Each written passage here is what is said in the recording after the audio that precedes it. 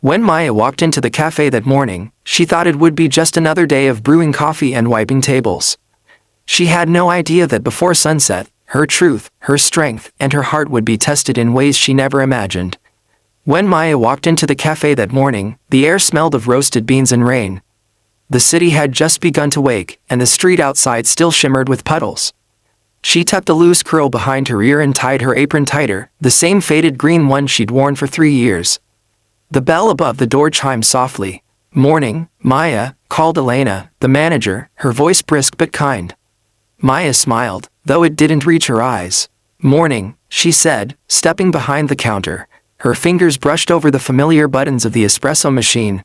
The rhythm of steam and grinding coffee had always been her calm, the one steady sound in a life that never stayed quiet for long. Outside the wide cafe windows, the world kept rushing. Inside, Maya moved like a whisper, pouring, smiling, serving. She was the kind of person people felt safe around, though few ever really knew her. At a corner table, an older man watched her, his book open but unread. He'd been coming here for weeks, always ordering the same black coffee, always sitting near the window. Something about him seemed both weary and wise. Maya never asked questions, but sometimes their eyes met in silent understanding. That morning, however, the air carried a strange heaviness. Elena seemed tense. 2 of the new baristas whispered near the pastry case, stealing glances toward the office door. Then he arrived, Daniel, the regional supervisor. His crisp suit didn't belong among the scent of cinnamon rolls and milk foam. Maya felt the cafe quiet slightly when he entered, as though the place itself recognized power. He smiled, the kind of smile that was all surface. "Morning, team," he said smoothly. "We've got a busy day ahead. New investors will be dropping by. Let's make sure everything's perfect." Maya nodded, though something in her stomach tightened. Daniel's words were polite, but his eyes had a way of lingering too long, of making her feel seen in the wrong way. She kept her distance, focusing on the steady hiss of the coffee machine. By mid-morning, the cafe was full. Laughter, music, and the clink of cups blended together, but Maya's thoughts drifted. She thought about her husband, Eli, who worked construction a few blocks away. He was quiet, grounded, the one person who reminded her that gentleness was still strength. She didn't notice Daniel until he was beside her. "Maya," he said lightly, "could you help me check something in the back? The storage inventory, I think." She froze for half a second, just enough for Elena to notice. "I can," Elena began, but Daniel cut her off with a wave. "It's fine, just need Maya for a minute." Maya followed, her pulse quickening though she didn't know why. The hallway behind the cafe was narrow, lined with crates and cleaning supplies. Daniel's voice was low now, almost a whisper. "You do good work," he said, stepping closer. "The investors like seeing friendly faces." Maya nodded carefully. "Thank you, sir." He smiled again, but it didn't reach his eyes. Something in the way he looked at her made the air feel too thin. She took a small step back, pretending to check a shelf.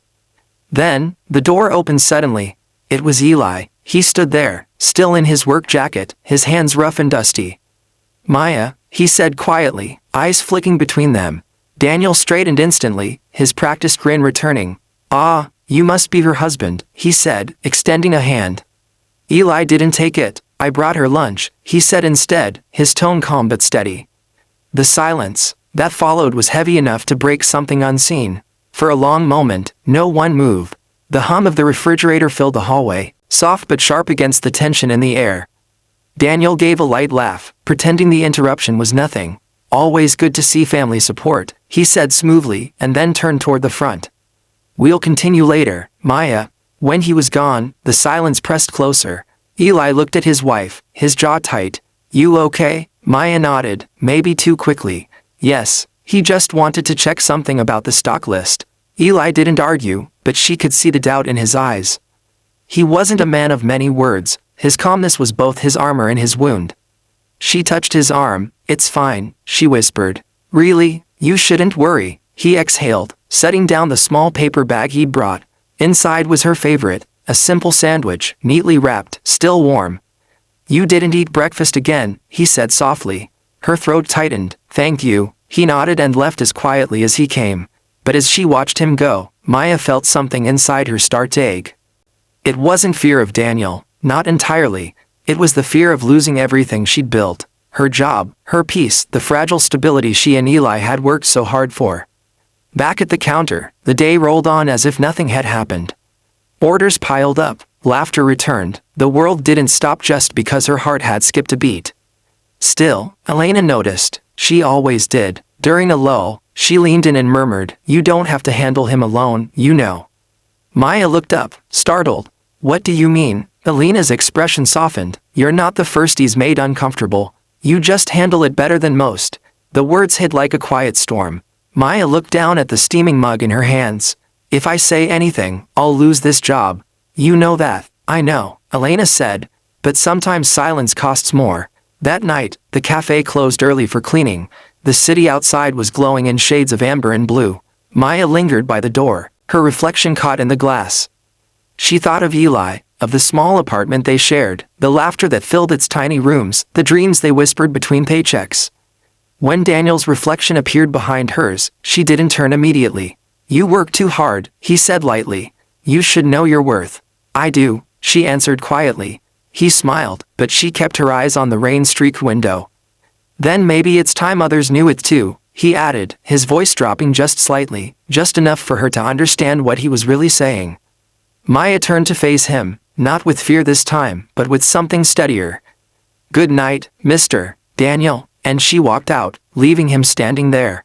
That night, in the small apartment, Eli listened as she told him everything, not just about Daniel, but about the long months of discomfort, of pretending not to notice, of keeping peace at the cost of her own. When she finished, there was silence. Then Eli said quietly, "You don't have to go back there." Tears welled in her eyes. "We need the money, I'll find another way," he said. "But I don't want you breaking yourself for a paycheck." She nodded, but deep down, she knew it wasn't that simple. Leaving meant losing security. Staying meant losing herself. Morning light fell through the cafe's front windows like pale gold ribbons. Maya stood behind the counter earlier than usual, cleaning the machines in slow, deliberate motions. The smell of coffee grounds filled the air, it was steadying, almost protective.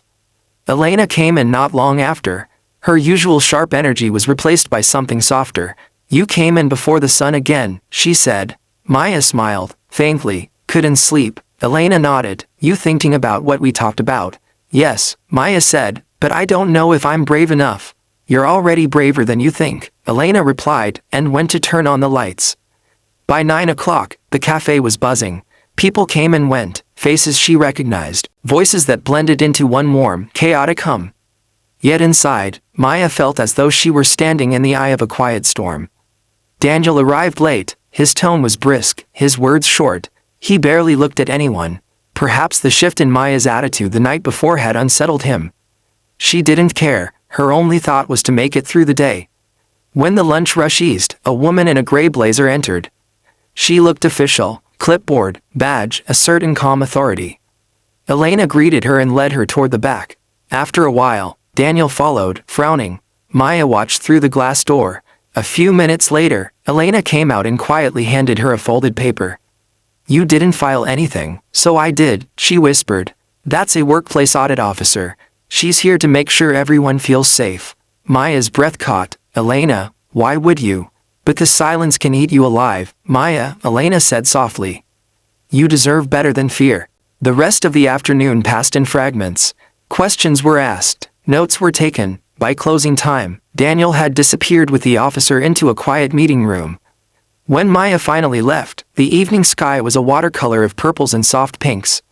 She walked home slower than usual, her heart heavy but oddly lighter too. She told Eli what had happened, and he just listened, really listened, his eyes full of pride rather than anger. "You did the right thing," he said finally. "You stood up for yourself. That's all I ever wanted for you." She leaned against him. "I didn't mean to cause trouble." He smiled a little. Sometimes trouble is what makes people notice the truth. Investigations take time. Life, however, refuses to pause. In the weeks that followed, the cafe ran under a new interim manager. The tone changed, warmer, calmer. Daniel's name faded from conversation. Maya worked quietly, focusing on small joys, the hiss of steamed milk, the laugh of a regular customer, the way sunlight danced on the counter. Eli kept picking her up after work. Their conversations turned softer, deeper. They talked about opening their own stall someday, about saving bit by bit. Yet even peace carried its shadows. There were days when guilt crept in, guilt for speaking, guilt for staying silent for so long, guilt for caring what others thought. But then she'd remember Alina's words, "Silence can eat you alive." Slowly, she began to heal. One evening, a letter arrived from the cafe's headquarters. Her hands trembled as she opened it. Inside was a simple message: "Your courage helped us uncover a pattern we should have seen sooner. We are deeply grateful. Your position remains secure, with our full support." Tears spilled before she could stop them. She showed Eli the letter. He wrapped his arms around her. "You see," he said softly, "you changed something." Months later, the cafe looked the same, but it felt different. The customers laughed louder, the staff smiled easier. Maya had been promoted to shift lead. Elena had transferred to a new branch to train managers. Every morning, when Maya started the espresso machine, the first hiss of steam sounded like a heartbeat. It reminded her that even small places could hold big stories, stories of hurt and hope, fear and forgiveness. Sometimes she still saw the older man with the unread book. One day he finally looked up and said, "You smile different these days." Maya laughed softly, maybe because it's real now. When she closed the cafe that evening, she stood by the door and looked out at the street, the same street where her journey had begun. She thought about everything she'd lost and everything she'd gained. Not all endings are happy. Some are simply honest, and in that honesty, there's peace. She whispered to herself, "It's enough." The cafe lights flickered off, leaving only the glow of the city beyond the glass. The sound of the coffee machine cooling down echoed like a sigh, a gentle, final note in a song that had taken so long to finish.